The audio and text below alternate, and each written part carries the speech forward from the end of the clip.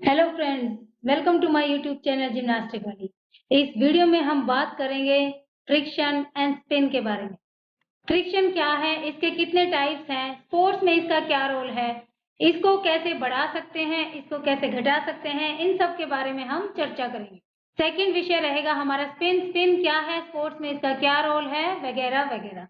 तो चलिए शुरुआत करते हैं। सबसे पहले फ्रिक्शन। फ्रिक्शन जिसको हिंदी में घर्षण भी बोलते हैं। घर्षण मीन्स रगड़ना, the force that resists the motion of a solid object which is in contact with another object, another thing or another material।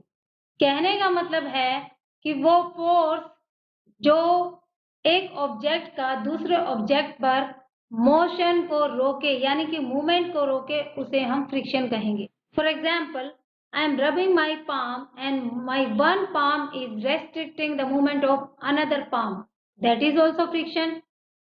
In other words, the rubbing of one object against another. और हिंदी में आप कह सकते हैं घर्षण, एक दूसरे को रगड़ना। फ्रिक्शन के बहुत सारे कारण हो सकते हैं। हो सकता है कि एक ऑब्जेक्ट दूसरे के लिए अट्रैक्ट हो रहा हो, कि रफनेस हो सकती है, यानी सरफेस कितना रफ है, प्लेन है। टेक्सचर यू कैन से, material of the surface you can से, एंड डिफॉर्मेशन इफेक्ट क्या है उसमें। डिफॉर्मेशन मतलब उसकी फॉर्मेशन में डिफेक्ट, मतलब कितना वो डिफॉर्म है, not in a proper formation. Static friction की अगर हम बात करें, static friction value varies between 0 and the smallest force necessary to begin the motion और to overcome static friction. Static friction का मतलब है स्टार्टिंग में, मतलब स्लाइडिंग रोलिंग से पहले जो घर्षण होता है, जो फ्रिक्शन होता है, दैट इज स्टैटिक फ्रिक्शन। उस पर्टिकुलर ऑब्जेक्ट में जितना मास है, इनर्शिया है, हमें उससे ज्यादा फोर्स चाहिए उसके मोशन के लिए, उसके मूवमेंट के लिए। This force is always more than the force needed to continue motion or to overcome kinetic friction. Kinetic friction मतलब मूवमेंट में जो फ्रिक्शन है। एक बार चीज मूव होने लग जाएगी तो उसमें हमें कम फोर्स लगानी पड़ेगी, लेकिन स्टैटिक फ्रिक्शन के लिए हमें थोड़ी ज्यादा फोर्स लगानी पड़ेगी। Normal force and friction are directly proportional to the contacting surface and not dependent on the hardness of the surface in contact. Directly proportional है कॉन्टैक्टिंग सरफेस, जिस पे वो कॉन्टैक्ट कर रहे हैं उससे डायरेक्टली प्रोपोर्शनल है। यानी कि अगर रफ सरफेस होगा वी नीड मोर फोर्स, और अगर स्मूथ सरफेस होगा we need less force to move that particular object. There are 4 types of friction. Number 1 is static, number 2 sliding, number 3 rolling and number 4 is fluid friction. आइए चर्चा करते हैं static friction के बारे में। The frictional force that acts between the surfaces when they are at rest with respect to each other. Rest में जब भी कोई ऑब्जेक्ट होता है, that we can say static friction. For example, ये क्लेचर मेरे हाथ पे रखा है, अगर मैं इसको मूव करने की कोशिश करती हूँ, दैट इज स्टैटिक फ्रिक्शन। और मुझे कितनी फोर्स चाहिए, जितना इसमें वेट है उससे थोड़ी सी ज्यादा, so that it can move easily. अब मैं इसको मूव कर रही हूँ, दैट इज स्टैटिक फ्रिक्शन। एक बार ये अगर मूव होने लग गया तो फिर ये दूसरे फ्रिक्शन के अंडर में आएगा। The magnitude of the static friction is equal to the opposite direction when a small amount of force is applied. देखिए मैग्नीट्यूड इसका जो है ये किसके बराबर है, अपोजिट डायरेक्शन के, क्योंकि मैं इसको सामने मूव कर रही हूँ एंड मीन्स होल्ड करने की कोशिश करेगा, अपने मूवमेंट को रेस्ट्रिक्ट करने की कोशिश करेगा। Static friction is reached maximally with the increase of force at some point. Static friction ज्यादा कब होगा, जब हमारी फोर्स जो है एक किसी पर्टिकुलर पॉइंट पे लग जाएगी, यानी that object is about to move, वो ऑब्जेक्ट जस्ट मूव करने की कगार पे होगा, तब उस समय हमारा स्टैटिक फ्रिक्शन सबसे ज्यादा होगा। Examples, a book kept on the table, rubbing both palms and creating heat, king against snow. Right side में देखिए मैंने ये 3-4 एग्जाम्पल दिए हैं, स्नो का भी है, इसमें स्कूटर का भी है, that baby is king, that baby is sliding and one more on the ice. इस पिक्चर में अलग अलग फ्रिक्शन से रिलेटेड एग्जाम्पल हैं। आप एक बार पढ़ लेंगे तो आपको पता चल जाएगा कि आपको कौन सा एग्जाम्पल कहाँ फिट करना है। सेकंड है स्लाइडिंग फ्रिक्शन। आपको नाम से ही क्लियर हो जाएगा, स्लाइडिंग फ्रिक्शन मीन्स कि कुछ स्लाइड करना। The resistance that is created between any two objects when they slide against each other। यानी कि स्टैटिक फ्रिक्शन के बाद ये जब हमारा क्लचर मूव करने लगता है then it will come under sliding friction। Static में ज्यादा फोर्स लगेगी once it is start sliding। जब भी एक बार स्लाइड होना शुरू हो गया तो हमारी फोर्स हमें कम लगानी पड़ेगी। सिंपल भाषा में यानी कि स्लाइडिंग फ्रिक्शन वो है जब एक ऑब्जेक्ट दूसरे ऑब्जेक्ट पर स्लाइड करना शुरू कर देता है। Example, to cards sliding against each other in a deck, a block sliding across the floor etcetera. जैसे हम लोग ऐसे कार्ड्स को स्लाइड करते हैं, हिंदी में इसको बोलते हैं कार्ड पीसना। ये देखिए this one, to cards sliding each other, ये एक दूसरे पे like this. Have you seen this one? Third is rolling friction. जब एक ऑब्जेक्ट दूसरे ऑब्जेक्ट पर रोल होना शुरू हो जाता है then it comes under rolling friction, the force that resists the motion of a ball or wheel and is the weakest types of friction। देखिए जब एक बॉल रोल करती है सरफेस पे या एक व्हील चलता है ऑन रोड तो आप कह सकते हैं ये रोलिंग फ्रिक्शन है। ये सबसे वीकेस्ट टाइप्स ऑफ फ्रिक्शन होता है क्योंकि यहाँ पर फ्रिक्शन फोर्स सबसे कम लगती है।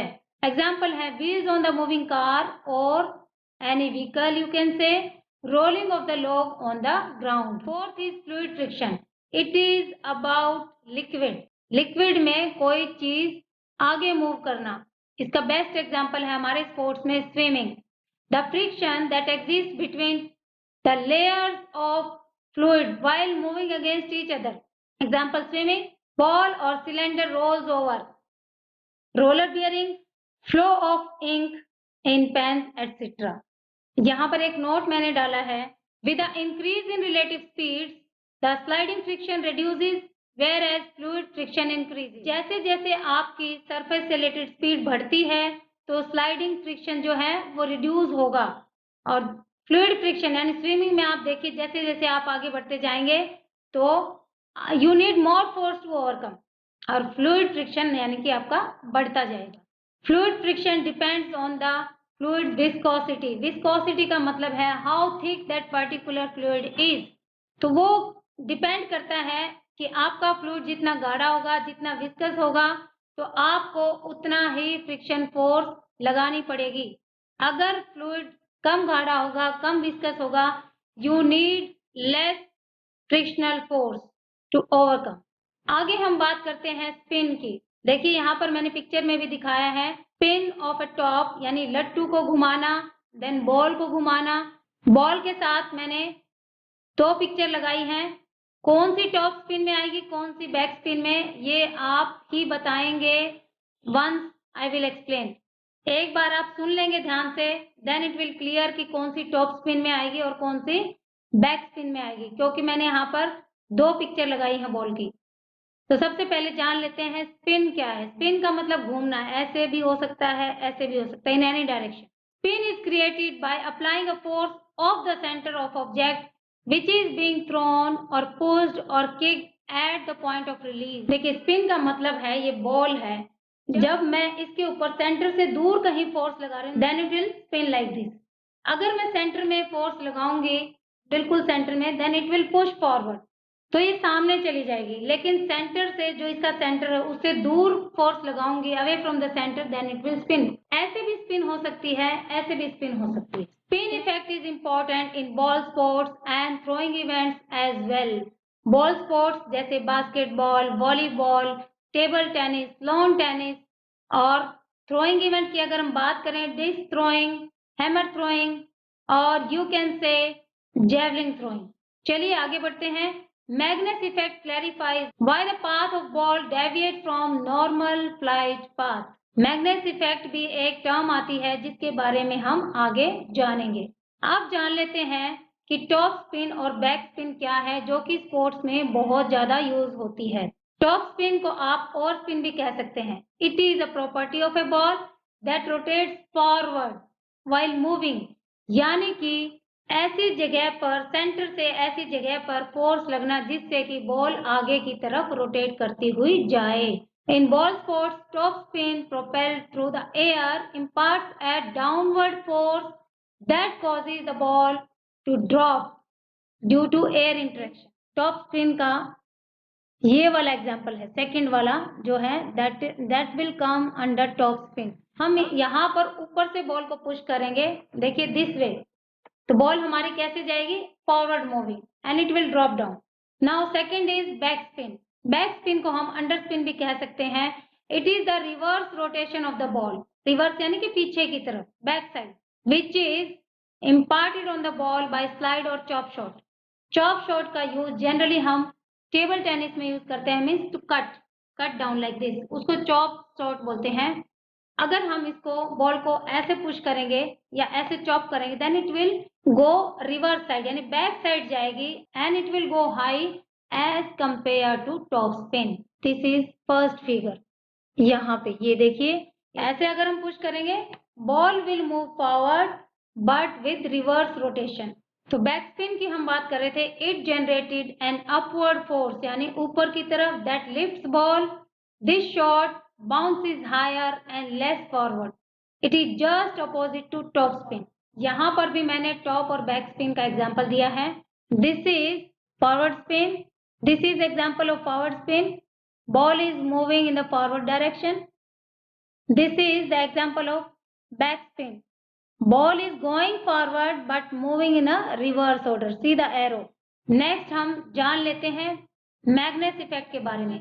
An observable phenomenon associated with spinning object moving through a fluid, यानी कि ये रिलेटेड है friction in fluid. Spinning object's path is deflected in such a way which is absent if it is not spinning. मैग्नेस effect तभी आता है जब वो object spin कर रहा हो, otherwise there is no मैग्नेस effect. This deflection may be due to the difference in pressure of the fluid on opposite sides of the spinning object. Magnus effect is dependent on the speed of rotation of object. Deflection means नीचे की तरफ झुकाव। Friends, Magnus effect से घबराइए मत। इसका simple meaning है, जब कोई ऑब्जेक्ट फ्लूइड में घूमता है, लिक्विड में, और यू कैन से अंडर वाटर घूमता है, किसी भी तरह के फ्लूइड में घूमता है, तो उसमें एक फोर्स जनरेट होती है, यानी कि घूमते समय। अगर नहीं घूम रही है तो नहीं डेवलप होगी, अगर घूम रही है तो उस ऑब्जेक्ट के किनारे की तरफ एक फोर्स लगती है, दैट इज मैग्नेस इफेक्ट। चलिए आगे बढ़ते हैं। वेरी इंपॉर्टेंट टू नो, ये फ्रिक्शन के बारे में कुछ फैक्ट्स हैं जो हमें जानने चाहिए। First, amount of friction is nearly independent of the area of contact. Friction की जो अमाउंट है वो एरिया ऑफ कॉन्टैक्ट से इंडिपेंडेंट है, यानी कि उसका कोई लेना देना नहीं है। Example, a book is pushed on table, the frictional force is same whether the book is lying flat or kept on end. देखिए, अगर कोई बुक टेबल पे रखी है या फिर वो एंड में खड़ी है, इससे फ्रिक्शन का कोई लेना देना नहीं है। जब हम उसको मूव करेंगे तो हमें फ्रिक्शन फोर्स एक जैसी ही लगानी पड़ेगी, यानी कि फ्रिक्शन इज इंडिपेंडेंट। सेकंड है, friction is proportional to the load और weight which presses the surfaces together. ये हम पहले चर्चा कर चुके हैं। Friction is just proportional to the load, यानी कितना लोड है उस पर्टिकुलर ऑब्जेक्ट में, उस पर्टिकुलर ऑब्जेक्ट में कितना वेट है, उसके ही प्रोपोर्शन में we need friction force to move that particular object. If a set of 3 or 4 books is pushed on table, then friction force will be 3 or 4 times greater as compared to one book. यानी कि अगर हम एक book को move करते हैं और दूसरी तरफ हम 3 या 4 बुक को मूव करते हैं, तो हमें 3-4 गुना ज्यादा फोर्स चाहिए 3-4 बुक्स को मूव करने के लिए as compare to one book. So ratio of friction force F to load is constant which is known as coefficient of friction, जिसका फॉर्मूला यहाँ दिया हुआ है। कोफिशिएंट ऑफ फ्रिक्शन का सिंबल है mu, mu is equal to F divided by L, यानी कि force divided by load, उस पर्टिकुलर ऑब्जेक्ट में कितना लोड है, कितना वेट है, उससे। यहाँ एक नोट मैंने मेंशन किया है, इसको बड़े ध्यान से सुनिए या आप पढ़िए। Friction and load both are measured in units of force, यानी कि फ्रिक्शन हो चाहे लोड हो, उनको हम एक ही यूनिट में मेजर करते हैं, और वो यूनिट है फोर्स वाली, जिसको हम पाउंड्स, पौंड्स या न्यूटन्स भी कहते हैं। Coefficient of friction is dimensionless. Coefficient of static friction and coefficient of sliding friction का मैंने यहाँ फॉर्मूला दिया है, जिसको डीप में जाना है just go through, we will not discuss in this video. Net में इतना डीप में नहीं आता है। Important to know about spin, top spin causes higher rebound, जो हम डिस्कस कर चुके हैं। Back spin causes lower rebound, यानी बैक स्पिन जाएगी तो उसका रिबाउंड कम होगा। Right spin means clockwise, causes rebound to the left side and left spin, this is left spin, इसको हम एंटी क्लॉकवाइज भी कह सकते हैं, it causes rebound to the right। Friend एक और बात, फ्रिक्शन कहाँ घटाना चाहिए, कौन से स्पोर्ट्स में बढ़ाना चाहिए, इसके बारे में ऑलरेडी मेरी वीडियो बन चुकी है। आप प्लेलिस्ट में जाएंगे मेरे चैनल पे तो 12th स्टैंडर्ड के जो चैप्टर है फ्रिक्शन से रिलेटेड, उस चैप्टर में मैंने बहुत अच्छे से डिस्कस कर रखा है। यहाँ पर मैं जस्ट एक दो एग्जांपल दूंगी। फॉर एग्जांपल जिम्नास्टिक, जब आप हॉरिजॉन्टल बार पे ऐसे घूमते हैं पकड़ के grip, then you need more friction, बढ़ाने की जरूरत है आपको फ्रिक्शन की, और उस समय आपको हाथों पर पाउडर लगाना पड़ता है ताकि आपके हाथ वहां पर स्लिप ना हो। और फ्रेंड्स कुछ ऐसे स्पोर्ट्स हैं जहां पर आपको कम फ्रिक्शन की जरूरत है, जैसे साइकिलिंग स्पोर्ट्स, वहां पर आपको कम से कम फ्रिक्शन चाहिए, आपकी साइकिल स्मूथ जानी चाहिए, और वहां पर आपको ऑयलिंग की, ग्रीसिंग की जरूरत है ताकि आपकी साइकिल में लेस रेजिस्टेंस हो, लेस फ्रिक्शन हो। इन दोनों टॉपिक से रिलेटेड एक दो एमसीक्यू डिस्कस कर लेते हैं। First question is resistance of an object to change in its state of motion is known as inertia. ये मैंने अभी भी डिस्कस किया है और मेरे motion Newton's law of motion वाली वीडियो में भी मैंने बहुत अच्छे से डिस्कस किया हुआ है। Second, from the given sporting activities that shows best example of the application of Newton's third law of motion, जो एक्टिविटीज हमने दे रखी हैं उनमें से सबसे बेस्ट एप्लीकेशन कहाँ है न्यूटन्स लॉ की? द आंसर इज बी, यानी कि 1 and 3 जंपिंग एंड किकिंग में you need. Third question, what affect is seen to the ball in back spin, just हमने अभी डिस्कस किया है बैक स्पिन में आपका क्या होता है। The correct answer is C, A and B, यानी कि जब बैक स्पिन होती है it generated upward force and it lift the ball, and top spin is just opposite to the back spin. Next question का answer आप दीजिए। Top spin causes what kind of effect on the ball? The answer is D, यानी both A and C is correct, higher rebound and generated downward force.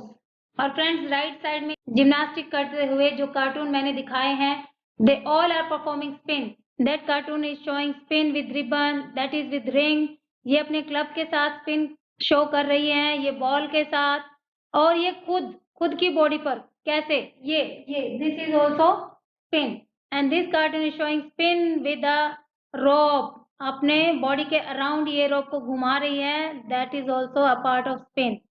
One more thing friends, air resistance is also known as friction, क्योंकि air भी हमारी body को, हमारे किसी object को resist करती है, वो भी फ्रिक्शन की तरह ही है, हम उसको भी फ्रिक्शन जान सकते हैं। तो फ्रेंड्स आज इतना ही, थैंक्स फॉर वॉचिंग।